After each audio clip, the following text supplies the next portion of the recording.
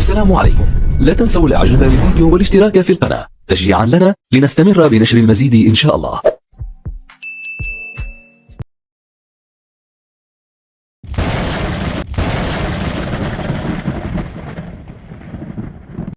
كابتن رضا، نروح على المباراة. نروح. أول هزيمة لفيتوريا.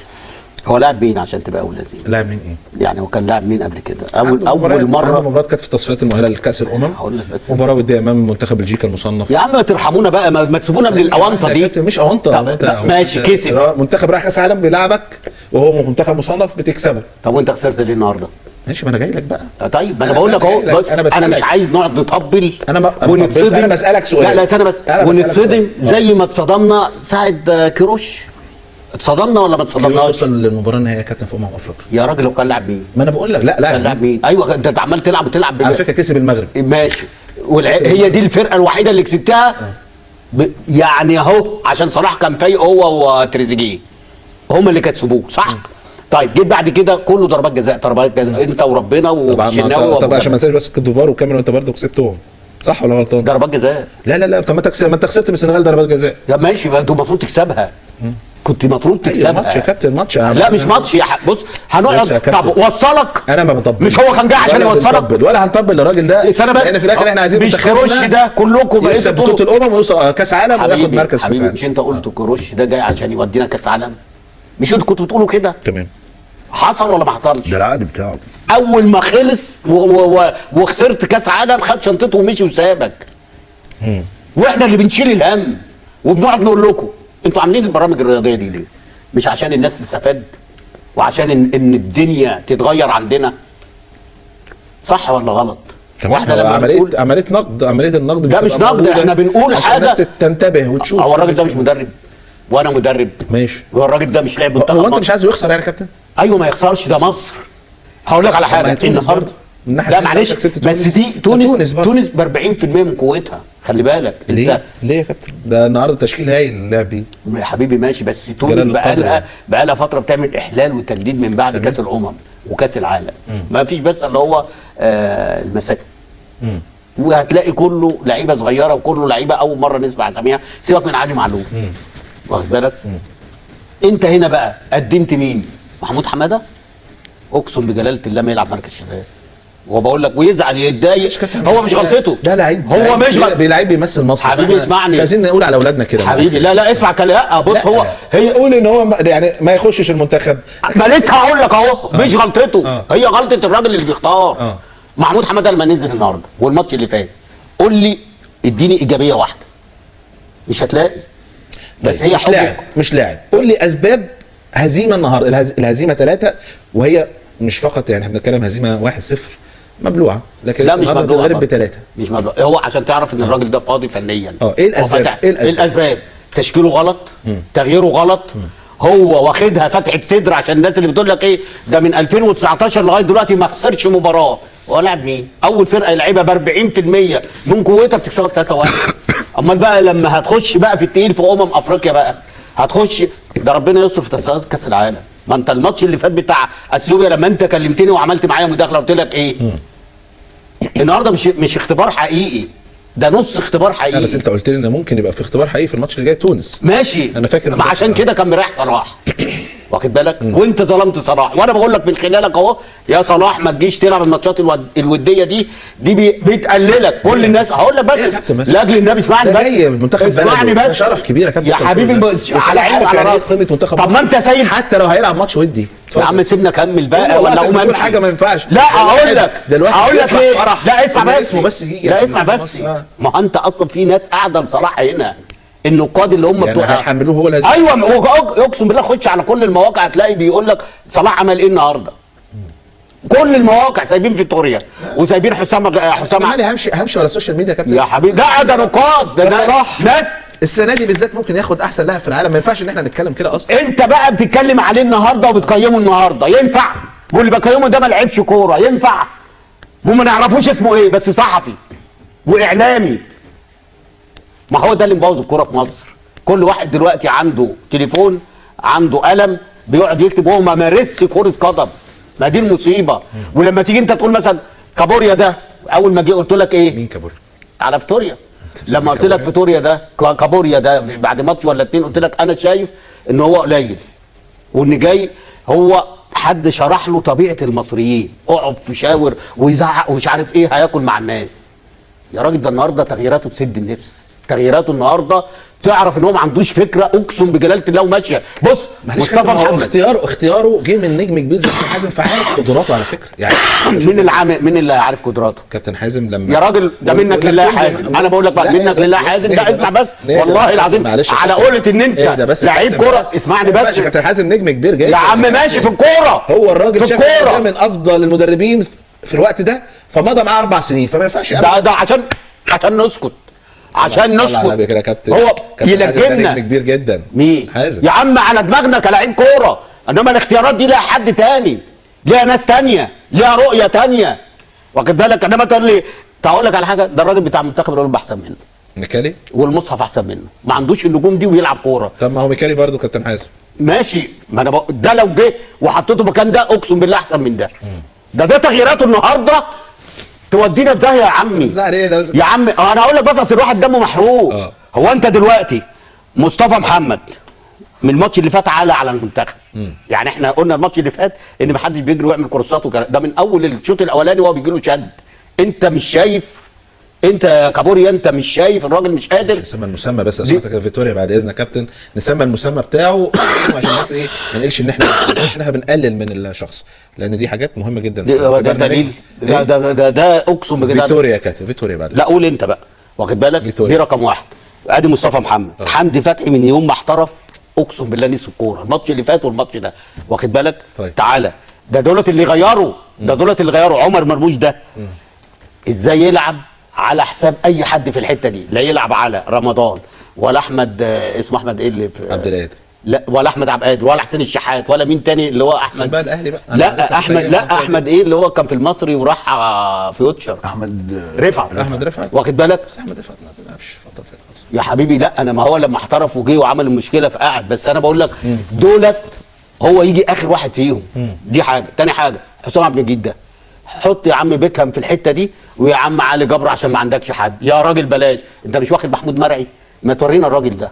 بلاش، انت خدت لعيبه المنتخب الاولمبي وحرمت الراجل اللي اسمه ميكالي ما يلعبش بيهم امبارح. لعبت مين النهارده؟ وفي الدقيقه كام؟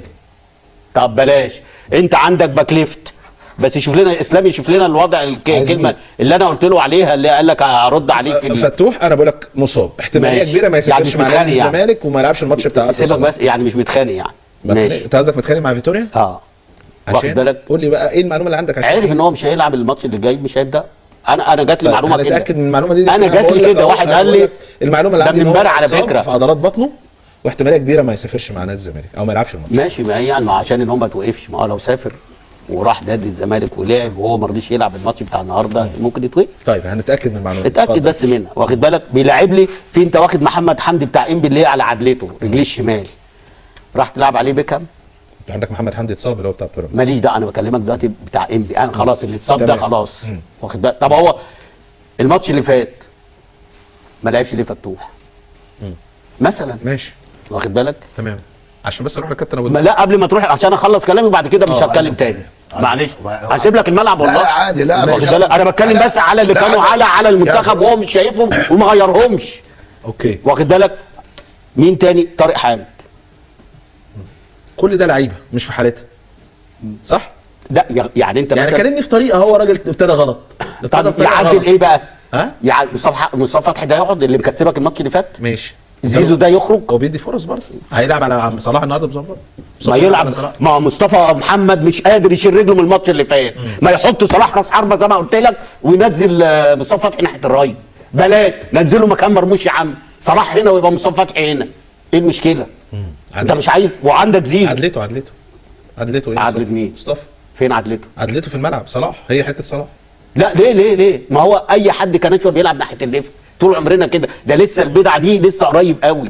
اللي برجله اليمين يلعب ناحيه الشمال واللي برجله الشمال يلعب ناحيه اليمين. يعني ما تجيش بعد كده تقول لي لا ما ينفعش مش عدلته عشان بس انا بفتكر. لا ما انت ما تظلموش، زي النهارده بتلعب باك ليفت، ما انت منزله بتلعب باك ليفت وابراهيم عادل بيلعب باك رايت، وتقول لي ما اعرفش وتدي صلاحيات للعيبه اصلا فاشله مش قادره تشيل رجليها. يعني انا قلت لك اهو مصطفى محمد، حمدي فتحي، حسام عبد المجيد، طارق حامد شويه، واخد بالك يعني اول مره بقول لك شويه اللي كان بيضغط شويه وبتاع، بس ماشي غير ما عنديش مشكله. بس انت ليه اول تغييره ليك محمود حماده؟ ليه؟ نزل النهارده عمل ايه؟ الماتش اللي فات لعب 90 دقيقه عمل ايه؟ خايف تتكلم. انا بقول لك لا خالص، انا لسه في بدايه الحوار. انا باخد منكم اسباب الهزيمه. خلي بالك انت رقم 1 النادي الاهلي، لا رقم 2 المسؤولين، النادي الاهلي ملوش رقم 3 يجي في هو النادي الاهلي ولا لاعب النادي الاهلي؟ لا ما هو بيمشي كلمته على اي حد. انا هقول حاجه، لا ما تقوليش عنده بطوله وما عندوش في مدير فني. انا سؤالي كنت اساله، مدير فني بياكل عيش. هل فوز النادي الاهلي ببطوله السوبر اهم ولا منتخب مصر اهم؟ لا ولا الفوز منتخب مصر بمباراه تونس؟ لا يعني العدل العب ده والعب ده. انت كل 3 ايام بتلعب ماتش، ايه المشكله؟ بس انا برضو هعذر لعيبه الاهلي لسبب، لان المدرب اللي موجود بياكل عيش. هو ده يشيلها من الاول المدرب ثم المسؤولين. اتحاد الكره، رئيس اتحاد الكره والمنظومه دي، النادي الاهلي بيبص لكم بس، بتعملوا قرارات تانية خالص وتجروا عشان يعني تتمنى رضا مجلس اداره النادي الاهلي وجماهيره. عندنا حاله في كرة القدم دايما يا كابتن ان احنا مفيش حاجه اسمها حاله. لا حبيبي اسمع، يعني قبل كده لو تتذكر كابتن حسام البدري لما ما لعبش بطوله، لا ده ابن النادي الاهلي، فانت ما تقوليش امور كتيره حصلت ان احنا بنساعد سواء اهلي او زمالك، بس الزمالك ما بيوصلش. والزمالك لما خرج مره قبل كده لعيبه برضه بسبب كاس لوسيل. كاس لوسيل يا كابتن، كاس لوسيل ايه؟ ما لعبوا اللعيبه وثاني يوم مشوا المعسكر ورجعوا تاني بعد كده. ماشي بس لعبوا ومشيوا عشان كاس، انما انت ما مشيتش، لان كان الماتش الزمالك لعب الماتش، المنتخب لعب الماتش الاولاني وبعد كده لعيبه الزمالك مشيت عشان في معسكر تاني، واخد بالك؟ بين المعسكر ده كان ماتش لوسيه، فعشان كده راحوا لعبوا وبعد كده رجعوا المنتخب تاني. بس مشي اللي لعب بس هو زيزو وكان الونش، وخدوا بعد كده بعد ما لعبوا الماتش ده مشيوا، واخد بالك؟ انما انت لعيبه الاهلي كلها. بس انا برضو بغلط الراجل اللي هو ماسك ومجلس اداره الاتحاد، لان مجلس الاداره عايز ياكل عيش بتاع الاتحاد وخلى الراجل ياكل عيش وضغط عليه سيب النازل ان جماهيره مش قادرين عليه. لعيبه النادي الاهلي لو موجوده لعيبه النادي الاهلي لو موجوده النهارده هتخسر. طب انت في ايه بقى؟ ايوه ماشي بس ماشي. طب في ايه انت دلوقتي بتحمل ليه الاهلي بقى؟ لا ما دام وجهه نظرك ان المنتخب هيخسر من اللعيبه دي يا حبيبي بتحملهم ليه؟ بس انت برضو تبقى عارف ان انت عندك قوام منتخب مصر، وزي ما قلت لك انت الماتش اللي فات لو انا من فيتوريا ما كنتش جبت لعيبه النادي الاهلي وكنت اديت الفرصه. النهارده ايه رايك في عمر كمال عبد الواحد؟ مش عشان جاب الجول، ايه رايك فيه؟ انا بحب لعبه بصراحه. طيب يعني اذا لو لعب بقى الماتش اللي فات والماتش ده الثقه عنده تزيد اكتر، واخد بالك؟ انت لازم تعمل لنا كوادر، لا تستنى اهلي وزمالك وانت اصلا كده كل اعتمادك على المحترفين. طب انت دلوقتي جايب محمد شريف ليه؟ قول لي. يعني انت جبته الماتش اللي فات قلنا ماشي ادي لمصطفى محمد، جينا النهارده ادى لمصطفى محمد، اقسم بالله كان على الفرقه، اقسم بالله كان بيلعب مع فرقه تونس، يعني ديفنس تونس كان مصطفى محمد بيلعب معاه. هو هداف الدوري يابا ماليش دعوه بقى خلاص، انا نجمنا ده مشرفنا برضه يا حبيبي ماشي اديته ماتش. طب ما هو يجي يديك هنا يا فاروق نفس الكلام ده والله لما انا فاروق يا عم سيبك صلاح ده يابا ده اسمع بس اسمع ده اسمع صلاح ده كنز، ده لازم احنا نحافظ عليه. مصطفى كنز برضه لسه اما يعمل ده انت ليه بتكسره؟ طب ماشي ما هو اللي يساعدنا ان احنا نقول لا يلعب ويلعب ويلعب ما يطلعش من الملعب. ده زي ما كنا الراجل خايف يغيره النهارده يا عم فاروق. ايه شايف النهارده مصطفى محمد ايه ما بيتحركش يعني؟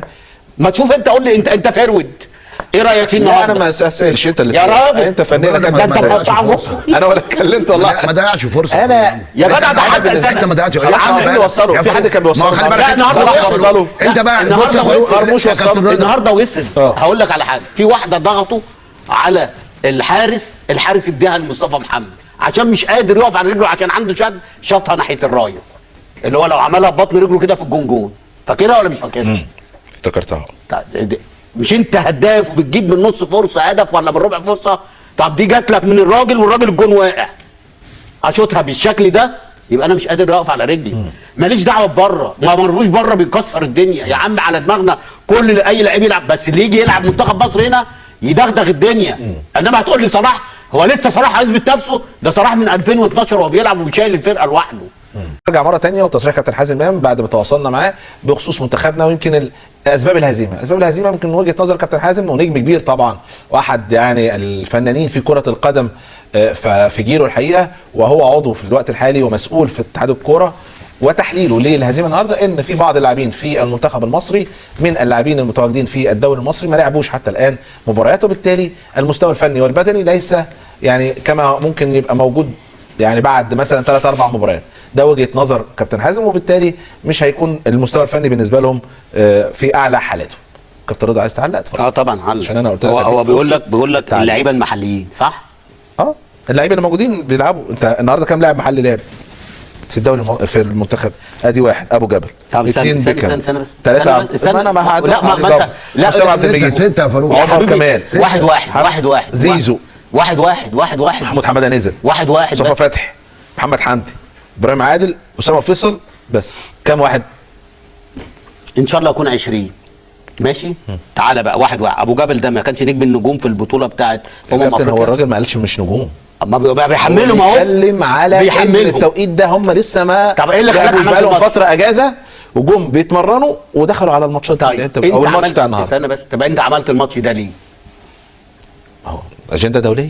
هو بص هتجيبه كده هيجي لك كده، هتجيبه كده هيجي لك كده. انت دلوقتي بتقول لي دول لعيبه محليين، ابو جبل نجم النجوم في الدوره اللي فاتت بتاعه الامم الافريقيه صح؟ والله يا كابتن ما بيتكلمش على علي جبر. اسمع بس، ما انت بتقول لي دولت اللعيبه المحليه.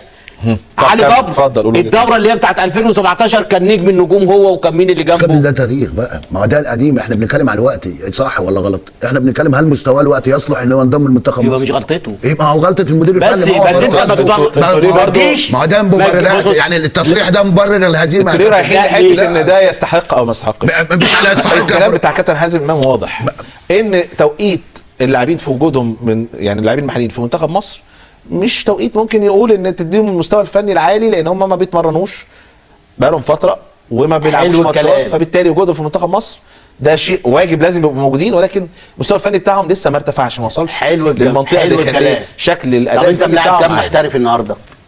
انت عندك كم محترف اهو؟ خد مين؟ لا اللي ليه طارق حامد، ايوه، مرموش، مصطفى محمد صلاح، 5 واسام مرسي في الدقيقه 2 4 5. سيبك من اللي نزل في 86. 5 اهم، طارق حامد وحمدي فتحي نسيناه ومصطفى محمد، وعندك محمد صلاح صح؟ تمام. ال5 دول انت ممكن انت واحد وبتحشي ال10 لعيبه حواليه او ال9 لعيبه وحارس المرمى. تمام. واحد يشيل لك الفرقه ويكسبك كاس عالم. بس ما يكونش مثلا خط ظهر بالكامل مثلا. انا بكلمك لما يكون انت عندك صلاح صح؟ تمام. رقم 1 دلوقتي في العالم صح؟ تمام. طيب حبش حواليه اي حد هيكسبك. ايوه حبش.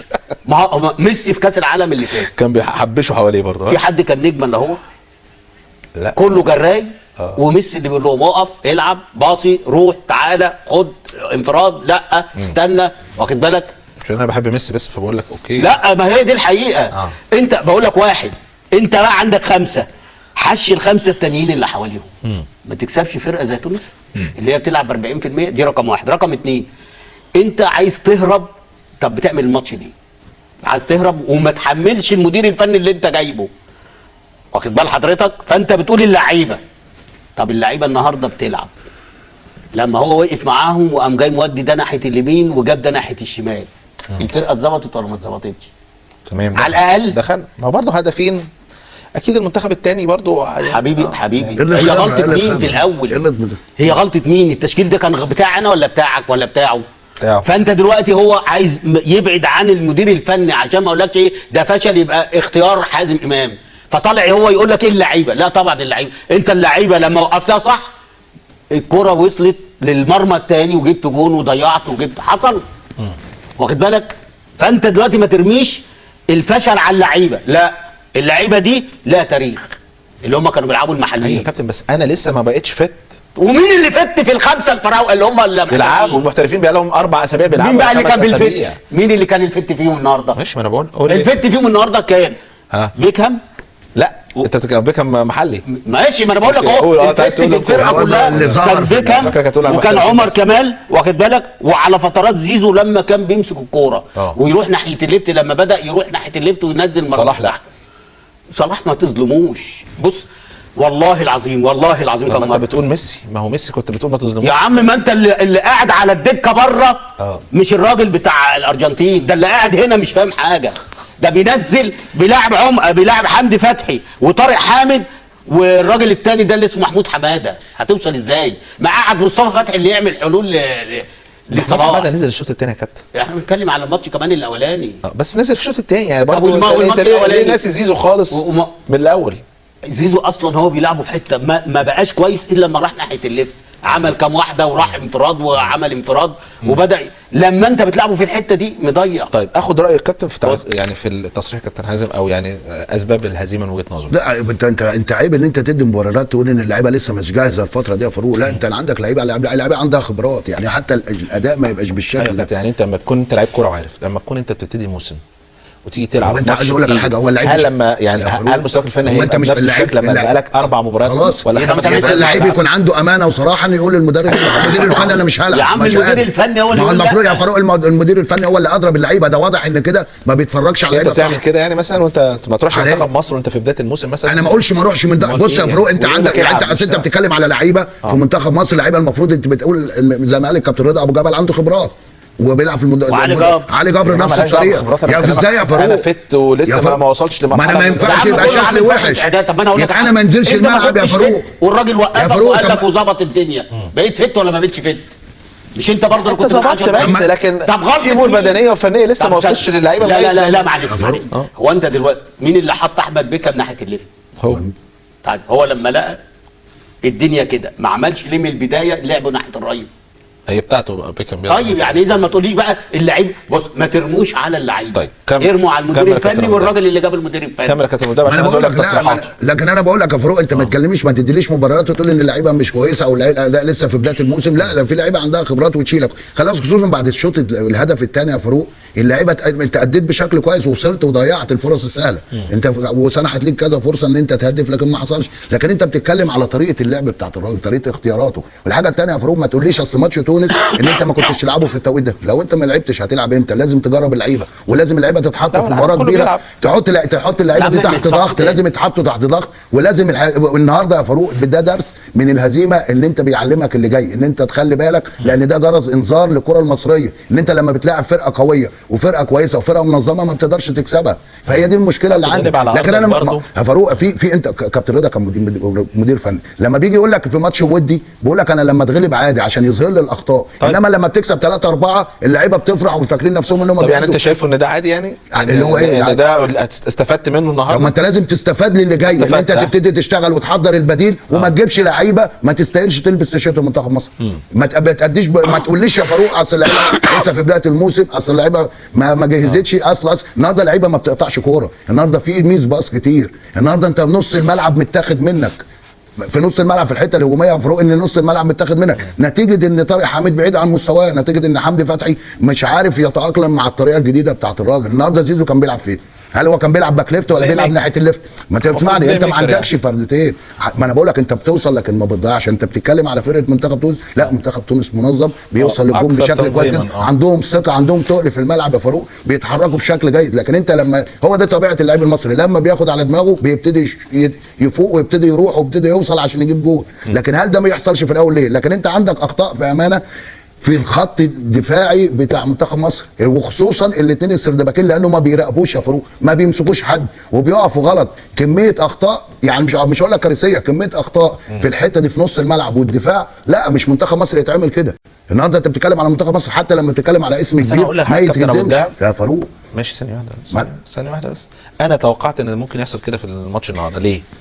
لما يكون علي جبر وحسام عبد المجيد وعمر كمال واحمد بكر اول مره يلعبوا مع بعض، واكيد يعني يمكن الراجل ما لحقش يمرنهم كمان. صلى على النبي. على الصوت والسلام. صلى على النبي. بس مظبوط. انت هتوصل. توقعت ممكن تحصل حاجه زي كده. هقول لك على حاجه. طب الماتش اللي فات اثيوبيا واحده جايه في الشبكه في القائم جنب القائم، الشبكه اللي جنب القائم على طول، اثنين على طول مطلعهم الشناوي وتلعب اثيوبيا اللي اقل من تونس. صح. ولاعيبه الاهلي موجوده ولاعيبه. بص الراجل ده ما بيقولش حاجه، الراجل ده بيجيب اللعيبه مش ممكن يا كابتن، والمصحف ما بيقول مش حاجه ممكن. يا جدع، والمصحف هقول لك على حاجه مش ممكن. استنى بس، ده راجل يعني سي في محترم يا عم لاجل النبي ما تجنن اضرب دماغي في البنك. لا ما تضربش. اهدى بس، اهدى بس. النهارده تونس اسمع بس، انا بتكلم فني في الفرق اللي هو كان موجود فيها يا ماليش دعوه، خليك ما هنا راحش قال كلمتين كده خلينا في للمدافعين هنا، خلينا في يعني جه منتخب مصر سكت ما بقاش يتكلم. بص النهارده تونس بص بيطلعوا بالكوره ازاي، واضح ان هم بيتمرنوا على جمل معينه لضرب تمام تمام. انت ما عملتهاش ولا مره. انت تمسك الكوره طارق حامد لحسام عبد الجليل لعلي جبر لعمر، الوحيد اللي بياخدها وبيطلع بقى قدام عمر او كان مرموش لما نزل شويه طريقه محفوظه قصدك بس. انما هم ضربوك كم مره في اول ربع ساعه؟ ضربوك لمسه ولعبه وتحرك بتلاقي هم راحوا على ال 18 بعد ما كان واحد. ده هم استغلوا الناحيه الشمال عشان ما فيهاش باك ليفت والله ولا شمال ولا يمين. هل المدير الفني يعني ما فطنتش كمدير فني؟ معاك محلل اداء يا فاروق، معاك محلل اداء المفروض بيقول لك ان الحته دي احنا بنتضرب منها كتير، اللي هي جت منها الجون الاولاني. طب ما هو كابتن في توقف وقال اللعيبه وظبط ما هو في نص الملعب متاخد منك، ما حدش بيضغط يا فاروق. ده حمدي فتحي، وبعدين حمدي فتحي نازل مع الديفنس قوي. اختلفت عن قبل كده كابتن؟ هي من ايام ما حصلش تطور ولا اي حاجه ولا اي حاجه، ما حصلش خالص والله ما حصل. هي بس بتبقى لعيبه عندها الدم شويه، اللعيبه بتموت نفسها، بيبقى تركيزها اعلى، اللياقه البدنيه بتاعتها اقوى. انا اتذكر ان احنا لما جه فيتوريا قلنا يا جماعه نفسنا يكون عندنا بقى منتخب يكون عنده قوه هجوميه مختلفه عن قبل كده، ان انت بتبتدي تدافع وتلعب على الهجمه. اخر واحد عمل الموضوع ده فقلنا ان احنا ان شاء الله شفنا بلجيكا صراحه. لا انا شفت بلجيكا هي جدع، الناس خايفه على رجليها، ما تسيبكم بالكلام. هو بلجيكا ده كان ده مثلا كاس افريقيه. لا ده عندهم كره خايف يا راجل. ده الجول الثاني اللي داخل مصطفى محمد داخل على الراجل ساب له اللي على 18 اللي هو حطها ببطن رجله. طب خليني اقول لك تصريحاته. قول تصريحاته. خليني اقول لك تصريحات فيتوريا وقولي عليها. هقول لك على التصريح اللي على طول كده ايه جامد قوي بالنسبه لي انا يعني ما اعرفش ده تحليل. لا اقول واحد عشان طب انا هقول تصريح وبعد مهم وبعد كده نكمل بقيه التصريحات. قال لك انا بكره الخساره جدا وعند الخساره اتمنى ان اخسر نتيجه تقصير عندي. طيب يعني ايه هو الراجل بيكره الخساره؟ طيب لكن لما يجي يخسر يتمنى انه يخسر بسببه هو، بسبب تقصير يعني عنده. النهارده مش بسببه، يعني هو وجهه نظره ان في حاجه بعيد عنه وهي سبب الهزيمه. التصريح ده لازم يمشيه. لو عندنا ناس بجد بتحب مصر وبتحب الكره المصريه، التصريح ده انت دلوقتي هو مين اللي منزل التشكيل؟ هو مين اللي كان بيغير؟ ده كل تغييراته تسد النفس. ده في ناس مش قادره تشيل رجلها في الملعب وسايبها، بيطلع زيزو وبيطلع زي الماتش اللي فات لما طلع مصطفى فتحي اللي هو كان نجم المباراه، واخد بالك؟ انت النهارده مخلي مرموش ليه للدقيقه كذا، مصطفى محمد ليه للدقيقه كذا، حمدي فتحي اللي كان بيبص لهم في اول الماتش وجاب جون في نفسه مخليه ليه للدقيقه كام حمدي فتحي؟ ما تشوف حمدي فتحي يا نهار اسود دقيقه 86 ولا بيجيب جون، انت بتكرمه ما بتطلعوش من الملعب. لا ده كوارث اللي اتعمل النهارده، ده كوارث. وان ده اللي يدل ان هو ما عندوش فكره ولا عارف حتى التصريح بتاعه ده لازم يدينه. المقصود هنا انا ما اعرفش، يمكن قصده هو كده المقصود اللعيبه. طبعا انه بيحمد لعيبته. ما هو يعني هو مش تاثير. يعني مثلا راح جاب 16 كره في العارضه. طب وانت مش شايف مصطفى محمد مش قادر بقاله ماتشين؟ مش شايف حمدي فتحي بيدوم الكرة؟ مش شايف طارق حامد بقاله من يعني اول ما بدا كان كويس وبعد كده البدني بتاعه بيقل عشان ان هو اصلا لسه جاي لك ما كانش لسه معاه نادي وانت ضمه ليه؟ واخد بالك؟ وبعدين بقى خش بقى على زيزو بتلعبه فين؟ صلاح بتلعبه فين؟ حتى طريقه اللي هتقول لي صلاح بيلعب، لا الشوط الثاني كان لازم يحط راس حربه وينزل مصطفى فتحي ويخلي زيزو ناحيه الليفت. بس هو راجل ذكي جدا يعني في اخر التصريح ده بالذات قال لك ولكن انا فخور باللعيبه المصريين. ما بعد ما قضى عليهم هو عايز يلمهم يعني. طيب كابتن لو ده رايك في التصريح ده عشان هننتقل. لا اولا في التصريح هو راجل سبب الخساره يا فاروق، هو اختياراته. لان خلي بالك انت ما تلومش اللعيب انا ماليش الا اللعيب يأدي في المباراه في الملعب بيأدي بشكل جيد. انا اخترتك منتخب مصر دي بتحملك مسؤوليه كبيره، لكن النهارده باختيارات الراجل لا يبقى اثبتت ان اختياراته صعبه وما ينفعش.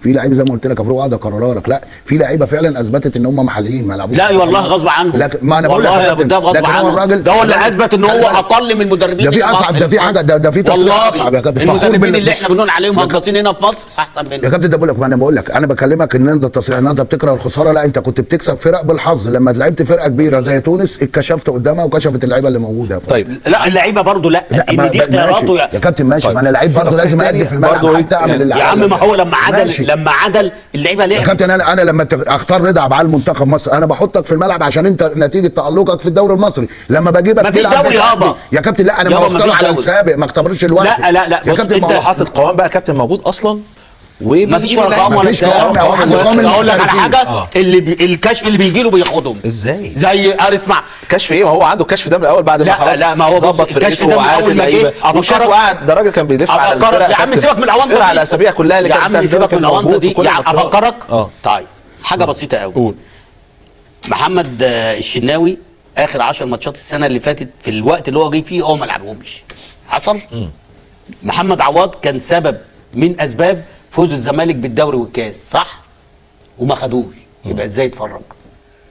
ده ولا- ما احنا كابتن اتكلمنا في النقطه دي. لا ماشي اتكلمنا في النقطه دي. انا دلوقتي انت خدت محمد الشناوي ما عنديش مشكله، خد محمد عواد. صح ولا غلط؟ صح دلوقتي انت عندك راجل شفته انت وهم قالوا لك ده رقم واحد، ما عنديش مشكله. عايز يشوفه. لا انت خدت الشناوي خلاص ورقم واحد، خد محمد عواد اللي انت سبب من اسباب وقوعه السنه اللي فاتت. لما انت في عز مستواه ومكسب الزمالك وبيلعب كل الماتشات، وانت شفت ماتشات اخر 10 ماتشات للزمالك وما خدتوش. طيب. يبقى تقول لي ما فيش كشف وربنا فيه كشف.